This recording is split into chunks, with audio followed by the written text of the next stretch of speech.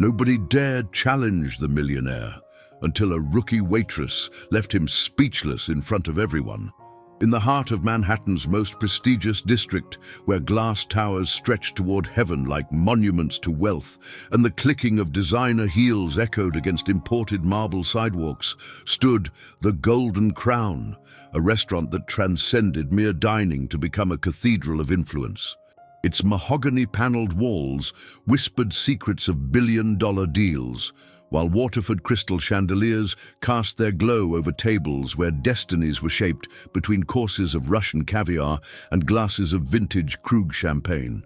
Within this sanctuary of the elite reigned Alexander Sterling like a modern-day emperor. At 45, this business magnate had built an empire extending far beyond fine dining.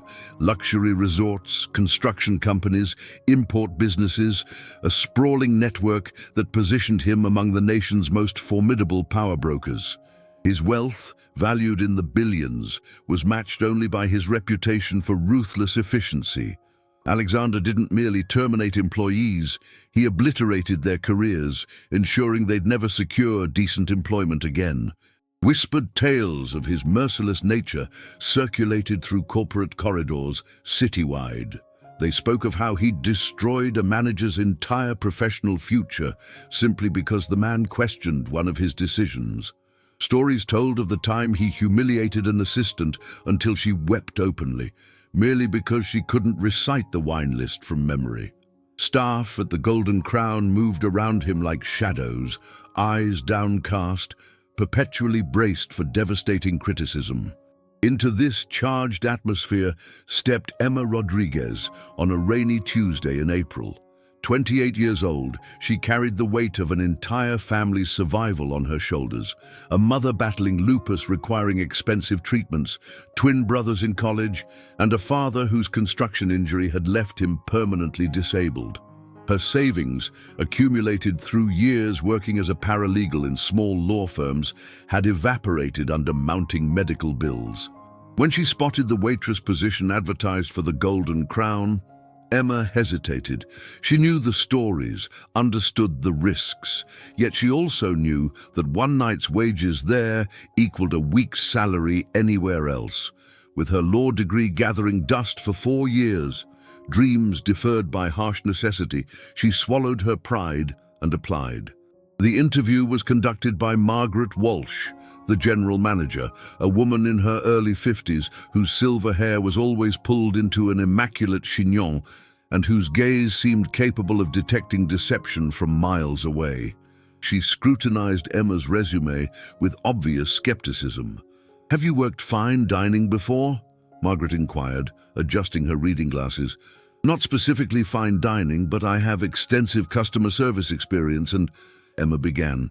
"This isn't a training ground for amateurs," Margaret interrupted sharply. "Our clientele includes senators, Fortune 500 executives, celebrities.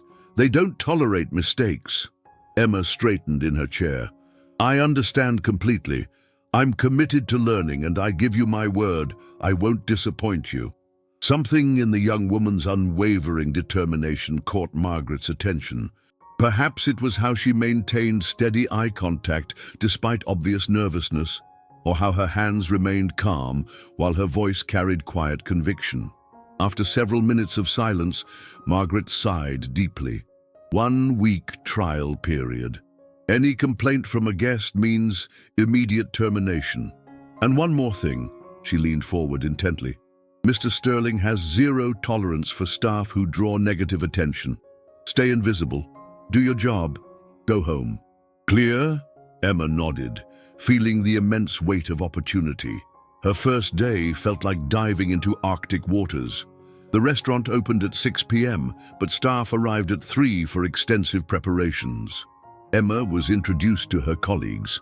Thomas, the head sommelier who'd worked there 12 years, Rachel, a veteran server who regarded her with immediate suspicion, Miguel, the sous chef who barely acknowledged her presence, and 10 other employees who seemed to exist in permanent states of hypervigilance.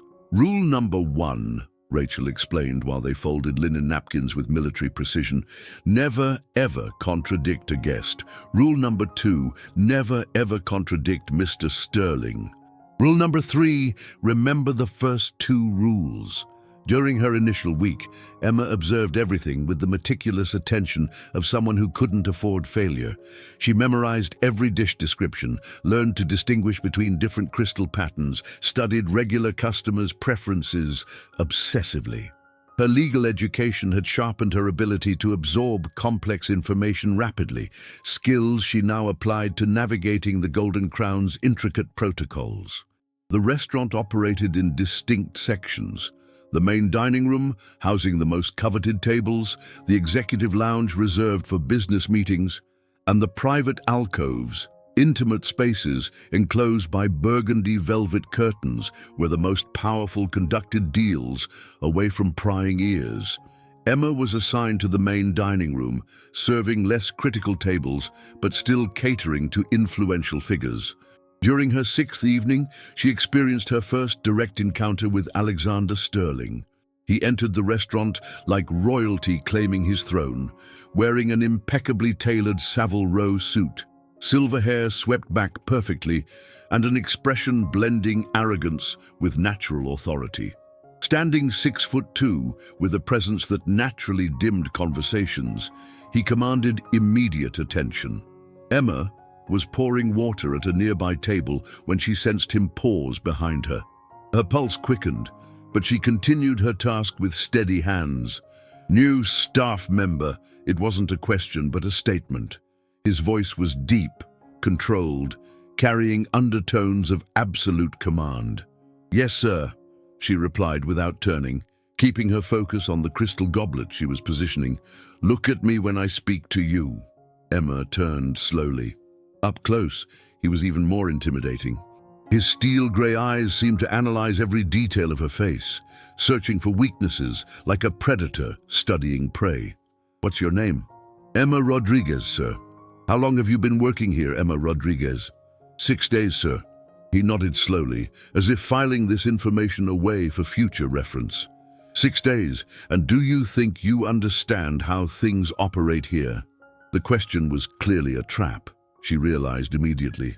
Answering yes would demonstrate arrogance. Answering no would reveal incompetence. I'm learning something new every shift, sir, and I hope to continue growing in my understanding. For a moment, something almost resembling approval flickered in his eyes. Almost. We'll see, he said simply, then proceeded toward his private office in the restaurant's rear. Rachel approached her minutes later, face pale. What did he say to you? Nothing significant. Just asked my name and how long I'd been here. Emma, Rachel gripped her arm. When he stops to question new staff, it usually means something bothered him. Be extra careful. But Emma had no time to dwell on warnings. Over the following weeks, she immersed herself completely in the restaurant's rhythm.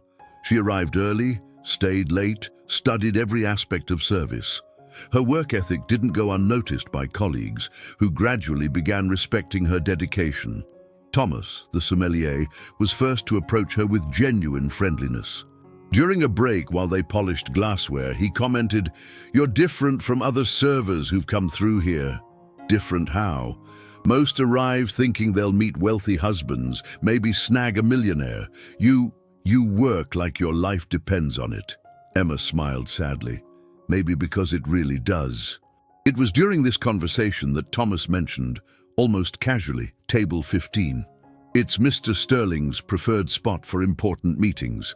Once monthly, always the third Friday, he hosts a group of business leaders and politicians. Those are the most stressful nights for everyone. Why? Because he becomes particularly demanding on those occasions. Any mistake, however minor, results in immediate dismissal. Last year, he fired a server because she took 30 seconds too long delivering an appetizer. Emma filed this information away, unaware how crucial it would soon become. The third Friday of May arrived with tangible tension filling the air. From morning, Margaret appeared more nervous than usual, checking every decoration detail, testing each piece of crystal, ensuring uniforms were spotless. Alexander himself had arrived early, walking through the dining room with critical eyes, finding flaws where none existed. "Table 15 must be flawless," Margaret repeated to the staff for the fourth time. "Rachel, you'll handle it tonight." But fate had different plans. Around 5 p.m., Rachel began feeling violently ill, food poisoning that left her retching in the staff restroom. Margaret was beside herself. "I can't put any rookie on table 15, she muttered, pacing frantically. "Thomas can't leave the wine station. Miguel's tied up in the kitchen." Her eyes fell on Emma, who was arranging the main dining room tables with military precision.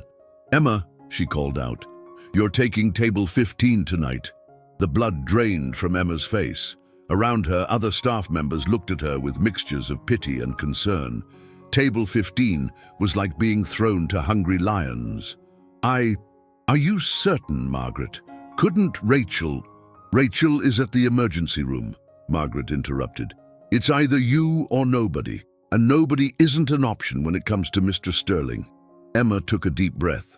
There was no choice. At 7:30, the guests began arriving. Emma recognized them immediately. Faces from business magazines, names that moved markets. The State Commerce Secretary, the Industrial Association Chairman, 3 executives whose companies ranked among the nation's largest, and orchestrating everything, Alexander Sterling, conducting the evening like a maestro, leading a symphony. Table 15 occupied a prime location in the dining room, near floor-to-ceiling windows overlooking the illuminated city, yet isolated enough for confidential conversations. Emma approached with appetizer trays, every movement calculated, every word carefully measured. "Good evening, gentlemen. Welcome to the Golden Crown." The first minutes passed smoothly. She served cocktails, explained menu selections, took orders methodically. Alexander observed her occasionally, but seemed satisfied with the service. Trouble began during the main course. One of the executives, a heavy-set man with a face flushed from excessive alcohol, started complaining about labor regulations. "Workers today don't know their place," he declared, gesturing with his fork. "They make mistakes and still think they have rights." Alexander smiled, but it was a cold expression. "Exactly, Maurice. That's why I maintain strict discipline here. Employees who don't behave properly are shown the door, simple as that. But there are legal limits," another executive commented. "We can't simply fire without just cause." Alexander laughed, a sound that made Emma shiver as she cleared empty plates. "There's always a way around those legal limitations. A good attorney can find loopholes in any employment law." It was at this moment that he noticed Emma had stopped moving.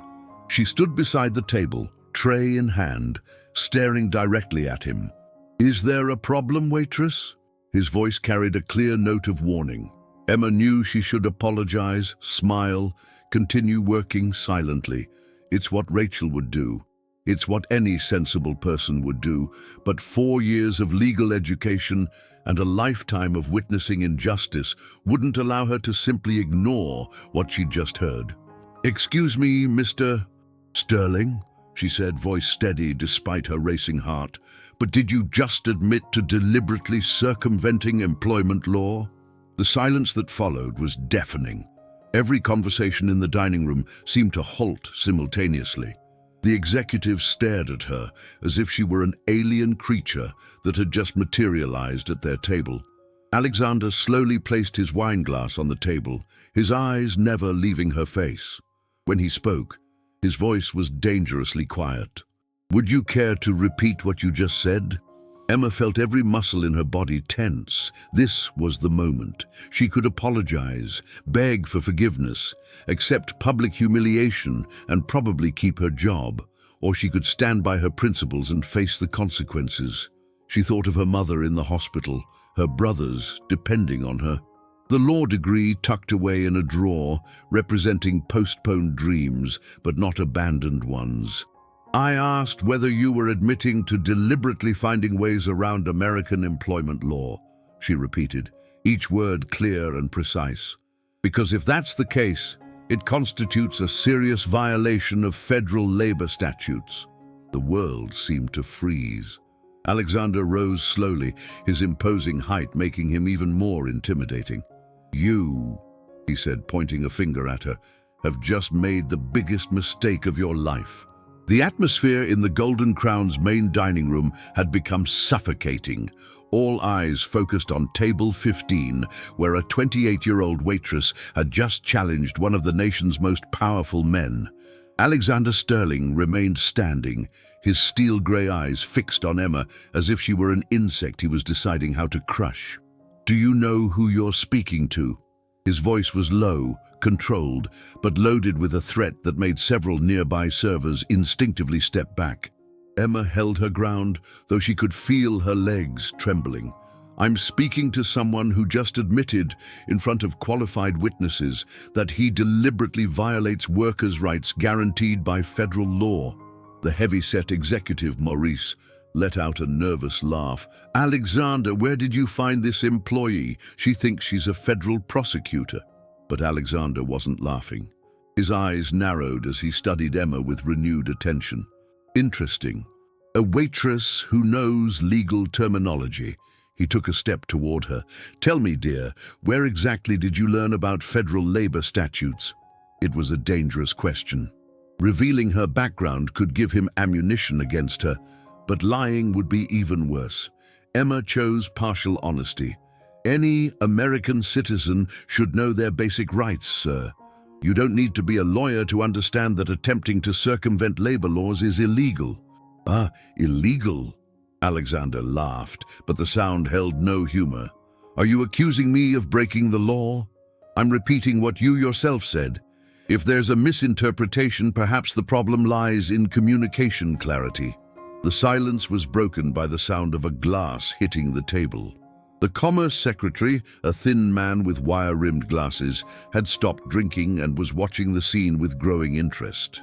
"Alexander," he said slowly, "perhaps we should continue our conversation another time." But Alexander was far from finished. No, I think our employee here has more to say. After all, she seems to be an expert on employment law." He turned completely toward Emma. "Since you're so knowledgeable on the subject, explain to me, what crime exactly have I committed?" Emma knew she was being tested. Every word she spoke now could result not only in her termination, but in her professional destruction. Alexander had the power to ensure she never found decent work anywhere in the city, but she also knew she was right. "Title 7 of the Civil Rights Act," she said, her voice gaining strength. "The Fair Labor Standards Act, the National Labor Relations Act. Any deliberate attempt to circumvent these protections constitutes a federal violation, and conspiracy to deny workers their legal rights can result in both civil and criminal penalties." This silence was different. It wasn't just shock, it was recognition. Emma wasn't merely reciting words she'd memorized. She understood deeply what she was discussing. Maurice cleared his throat uncomfortably. Well, this escalated quickly. The Industrial Association chairman, a distinguished man with white hair, leaned forward on his elbows. "Alexander, where exactly did you discover this employee?" Alexander didn't answer immediately. His eyes remained fixed on Emma, but now there was something different in his gaze. It wasn't just anger. It was curiosity, and perhaps, just perhaps, a hint of respect. "Fascinating," he murmured. "Very fascinating." He sat down slowly, never breaking eye contact. "Tell me, Emma Rodriguez, what does someone with such specific knowledge do serving tables?" The question was loaded with implications. Emma realized she'd reached a point of no return. There was no longer any way to pretend she was just an ordinary waitress. "Sometimes life's circumstances place us in positions we never planned to occupy," she answered carefully. "But that doesn't mean we should accept injustices, regardless of our current situation." "Life's circumstances," Alexander repeated, savoring the words. "What circumstances would lead someone with your education to accept a waitressing job?" Emma felt heat rising to her face. The question was cruel because it exposed her vulnerability, but she wouldn't give him the satisfaction of seeing her break. The same circumstances that force millions of Americans to accept jobs they're overqualified for. Necessity. She paused. But necessity doesn't mean we should accept illegal or inhumane treatment. The Commerce Secretary leaned forward. May I ask what your educational background is? Alexander raised his hand. No, let me guess. He studied Emma for a long moment. Law, graduated several years ago but never practiced, probably due to family financial obligations that forced you to work instead of pursuing decent internships. The accuracy of his assessment made Emma stagger slightly. It was as if he'd read her soul. I was right, wasn't I? Alexander smiled, but this time it wasn't cruel. It was almost admiring. A lawyer serving tables in my restaurant. What delicious irony. Morris laughed nervously. Well, at least we know she understands the law. Oh, she understands much more than that, Alexander said, still looking at Emma. She has courage. How many people do you know who would have the audacity to correct a businessman in front of important clients? Courage or stupidity, commented the association chairman. Sometimes they're the same thing, Alexander replied. He leaned back in his chair. Very well, Emma Rodriguez. You've captured my attention. Now tell me, what would you do if you were in my position? The question caught Emma off guard. I'm sorry? You accused me of violating labor laws. Assuming your accusations have merit, what would you do to correct the situation? It was a sophisticated trap. If she suggested changes that were too radical, she'd be seen as naive. If she was too conservative, she'd appear to be backing down from her convictions. First, she said, choosing her words carefully, I would implement clear human resources policies based strictly on current federal regulations. Second, I would establish safe channels for employees to report irregularities without fear of retaliation. Third, I would conduct regular audits to ensure complete compliance with all labor laws. And what about costs? Asked the thin executive. These improvements would significantly increase operational expenses. Emma turned to him. With respect, sir, following the law isn't an optional expense, it's a legal obligation, and companies that respect their employees demonstrably have lower turnover, higher productivity, and better market reputations. Alexander clapped slowly. Impressive. A response that combines legal principle with business pragmatism. The mood at the table had subtly shifted. What had begun as public humiliation was transforming into something different. The executives looked at Emma with growing interest, as if they were seeing something they hadn't noticed before. Alexander, said the Commerce Secretary, where have you been hiding this employee? She wasn't hidden, Alexander replied. She was invisible, like many talented people who are overlooked because of preconceptions about social class. The observation hit Emma like a punch to the stomach. Alexander had articulated exactly what she'd felt for years, the frustration of being underestimated because of her humble origins. Well, said the association chairman, this reminds me why we need to reconsider some of our hiring practices. Maurice, clearly uncomfortable with the conversation's direction, tried to change the subject. Alexander, how about we continue our discussion about the new resort complex project? But Alexander wasn't interested in changing subjects. Actually, Maurice, I think our improvised legal consultant has valuable opinions about the project. Emma felt her blood freeze. I'm not what? A consultant? Legal? Alexander smiled. You just demonstrated knowledge superior to some attorneys I hire, and your suggestions about HR policies were more intelligent than anything I've heard from expensive consulting firms. What was happening was far from the script Emma had imagined. She expected to be fired, humiliated, perhaps even threatened. She didn't expect to be promoted. The resort project, Alexander continued, involves hiring over 3,000 employees. Perhaps our employment law specialist has insights on how to structure this hiring legally, impeccably. Emma realized she was being tested again, but differently. Alexander wasn't trying to humiliate her. He was evaluating her capabilities. "Without knowing the project's specific details," she said carefully, "I would recommend a hiring structure that prioritizes full employment contracts whenever possible, with benefits exceeding legal minimums.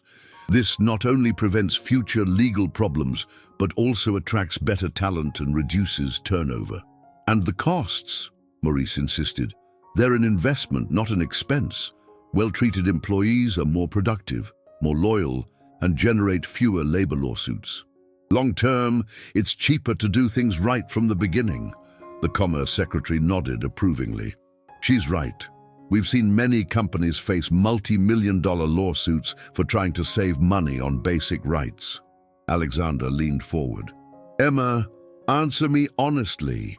Do you really believe it's possible to run a large, complex company while strictly following all labor laws?" It was the crucial question. Emma knew her answer would define not just her future at the restaurant, but possibly her entire career. "Mr. Sterling," she said, looking directly into his eyes, "I believe it's impossible to build something truly great and lasting while violating laws and exploiting people. Companies that do this may have temporary success, but eventually they pay the price. Those that prosper for decades are the ones that treat employees as human beings deserving respect."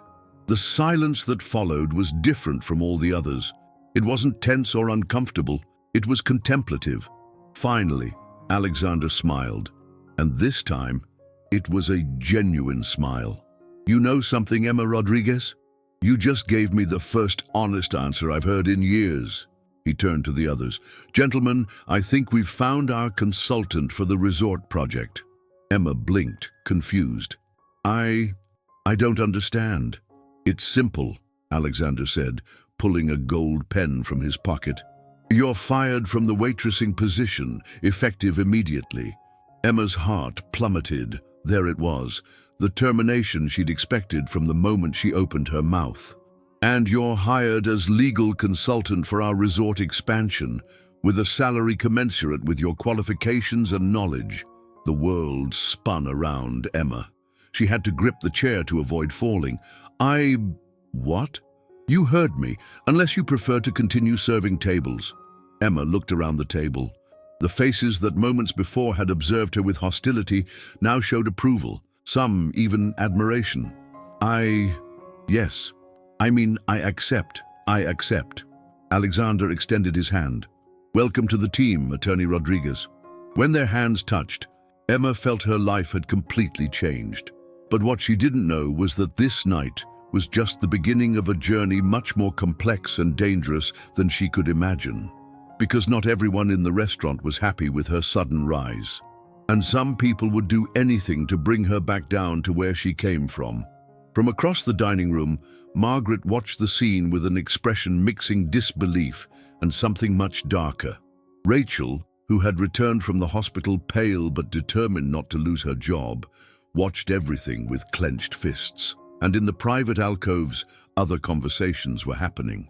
Conversations about the waitress who had dared challenge Alexander Sterling and not only survived, but thrived. The night was far from over, and the consequences of what had happened at table 15 were just beginning to unfold. But for now, Emma Rodriguez savored a moment that had seemed impossible just an hour before. She had defended her principles, faced one of the nation's most powerful men, and emerged victorious.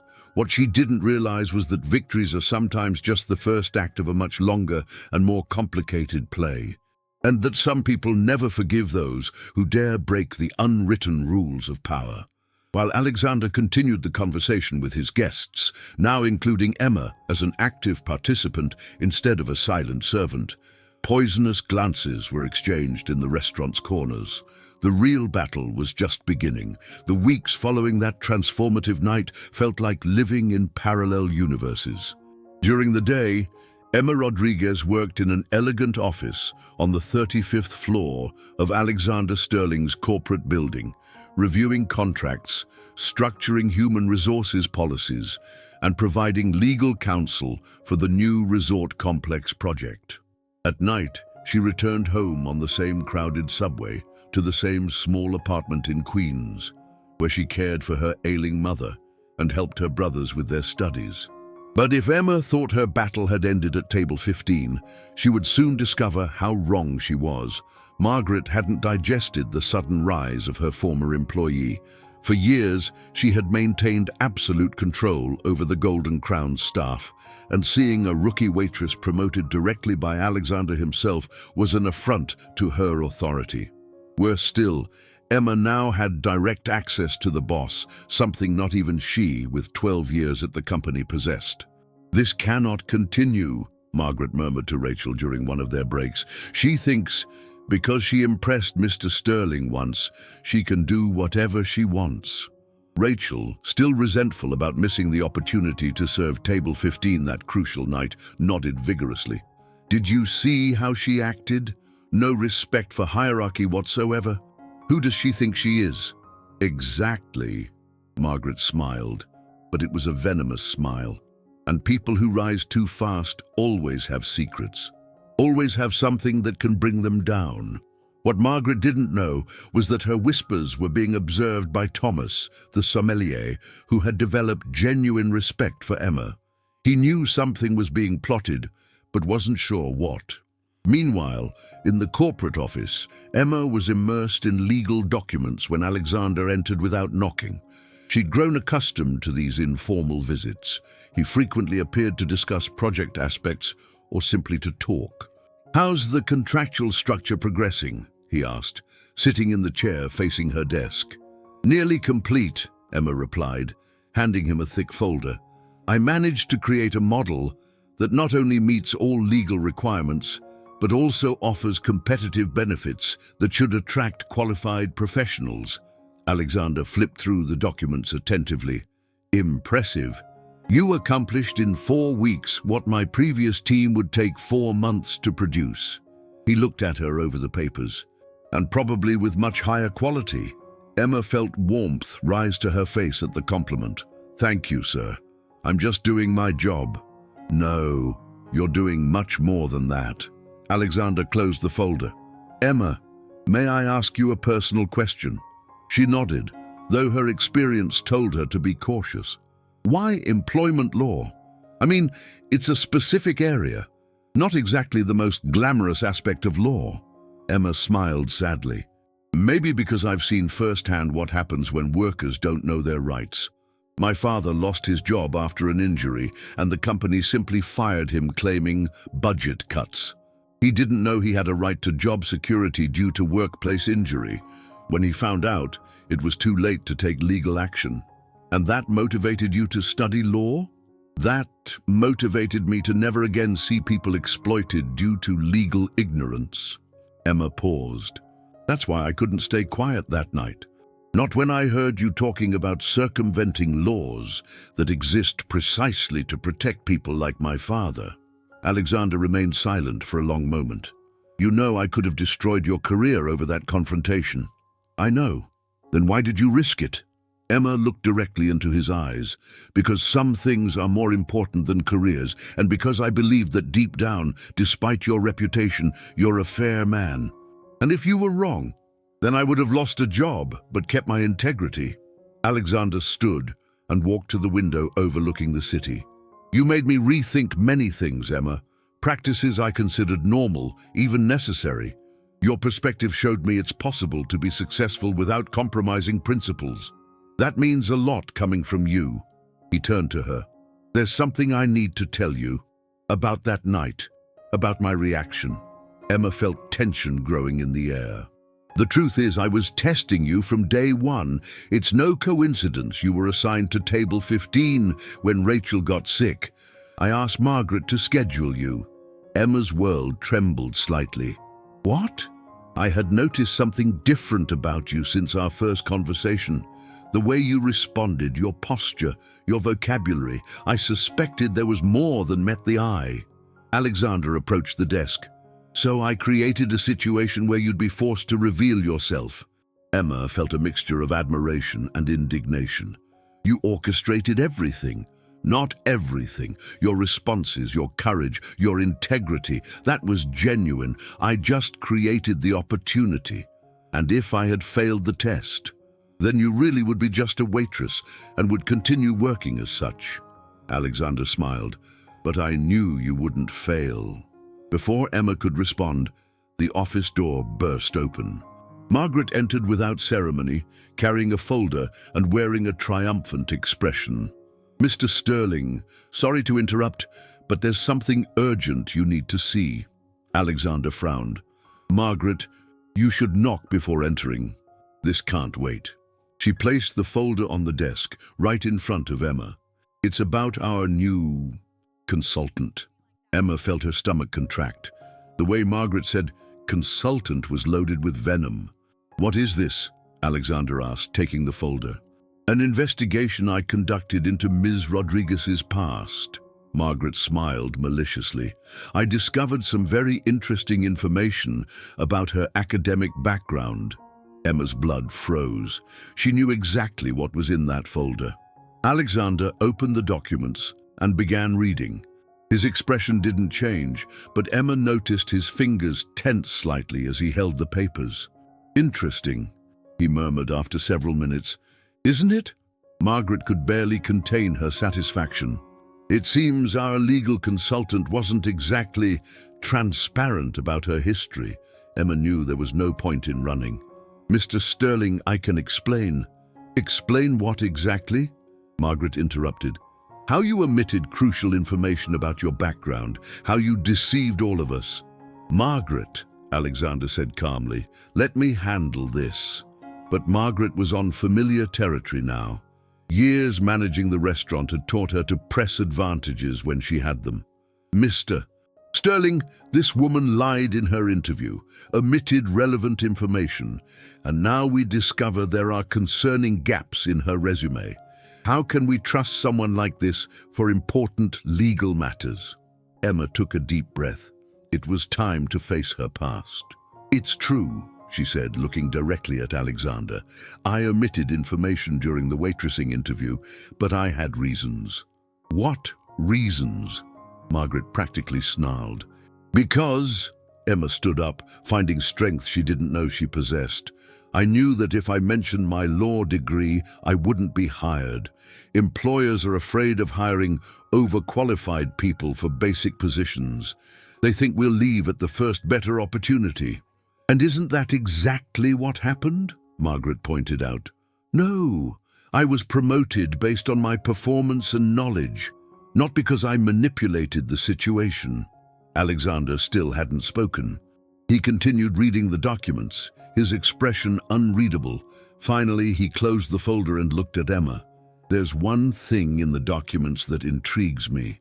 Emma braced for the worst. "You graduated summa cum laude from law school, internship at the Attorney General's office, passed the bar exam with excellent scores." He paused. "So why did you never practice law?"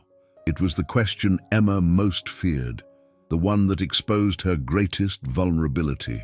"Because," she said, her voice trembling slightly, 3 days after graduation, my mother was diagnosed with lupus. The treatment was expensive, experimental, not covered by insurance.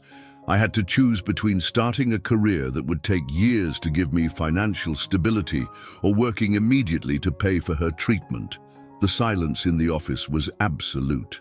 "I chose my mother," Emma continued. "I took the first job that appeared, as a paralegal. Then came another and another. Every time I thought about returning to law, new family emergencies arose. My father had his accident. My brothers needed money for college. There was never time or money left to establish myself as an attorney." Margaret had lost part of her arrogance. Emma's story was too powerful to be simply dismissed. "And now?" Alexander asked softly.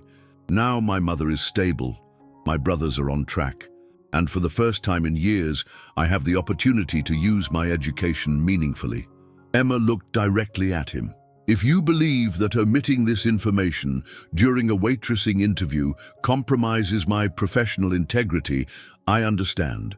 But everything I've done since starting work here has been honest and competent."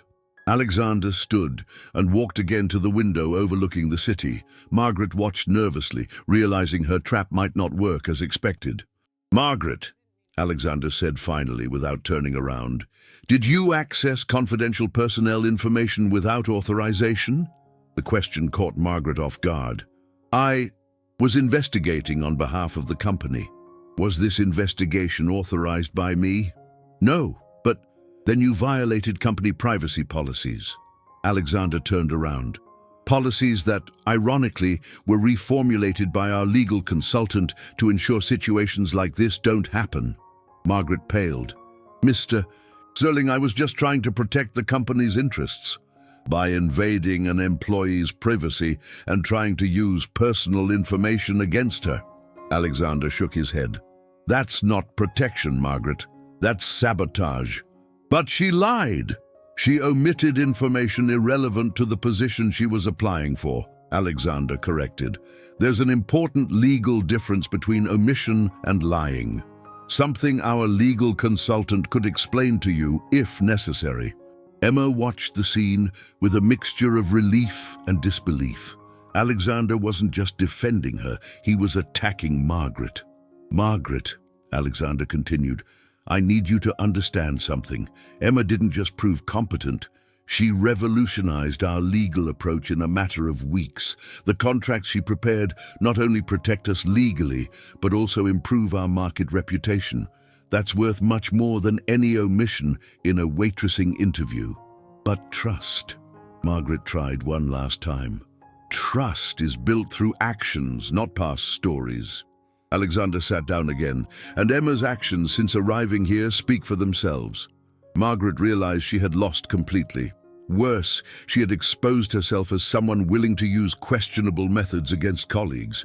She left the office without another word. When they were alone, Alexander smiled at Emma. "Well, that was interesting. Mr. Sterling, I'm sorry for not telling everything from the beginning. Emma, can I ask you a question?" "Of course." "If you could go back in time, would you make the same choices? Would you sacrifice your career for family again?" Emma didn't hesitate. "Yes, without question." "Then you're exactly the person I want working with me." Alexander stood up. "Someone who understands that professional success without personal values is worthless. Thank you for trusting me. Thank you for teaching me that sometimes the most valuable people are those who had to fight to get where they are." 8 months later, Alexander's resort complex was inaugurated with great fanfare. The employment structure implemented by Emma became a model for other companies in the sector. Margaret had been transferred to an administrative position where she had no direct contact with staff. And Emma? Emma had finally found her place, not just as an attorney, but as someone who could use her knowledge to make a real difference in people's lives. At the inauguration party, held at the Golden Crown itself, she circulated among guests not as a waitress anymore, but as legal director of Alexander's business group. Her mother, finally healthy, was present along with her brothers, now studying at private universities with scholarships Emma had negotiated. Thomas, now promoted to restaurant manager in Margaret's place, approached her during the party. "You know, Emma, I always knew you were special." She laughed. "No, you didn't. Nobody knew. Sometimes I didn't even know myself. But you never gave up your principles, even when it seemed it would cost everything. Because in the end," Emma looked around the dining room, seeing employees now working under fair and dignified conditions. "Some things are more important than convenience." Alexander approached them, carrying 2 champagne flutes. "A toast," he said, offering a glass to Emma. "To the woman who taught me that doing the right thing isn't just morally correct. It's also good business strategy." Emma accepted the glass, smiling. "And to the person who gave me the opportunity to prove that humble origins don't determine potential." They toasted, and Emma felt her journey had reached a point of completeness. Not because she had won, or because she was now wealthy and powerful, but because she had found a way to use her talents to create the kind of world she had always dreamed of seeing. And at that table 15, where it all began, a new group of executives discussed business. But now, under contracts prepared by Emma, these deals respected not just the law, but the spirit of justice she had defended on that transformative night. Because sometimes, one person with enough courage to speak the truth can change not only their own life, but touch the heart of someone with power to make a difference in the world. And Emma Rodriguez had proven that it doesn't matter where you started in life. What matters is having courage to defend what you believe in, even when it seems you have everything to lose, especially when it seems you have everything to lose, because it's in those moments that we discover who we really are. And it's in those moments that we can change everything. And you, what choice would you make in Emma's place? Would you stay quiet to keep your job or defend your principles, risking everything? Her courage to speak the truth at table 15 changed not only her life, but also how Alexander saw the world. Leave your opinion in the comments, and if you know someone who needs to hear this message that it's never too late to fight for your dreams, share this video. Together, we can spread more stories of overcoming and justice.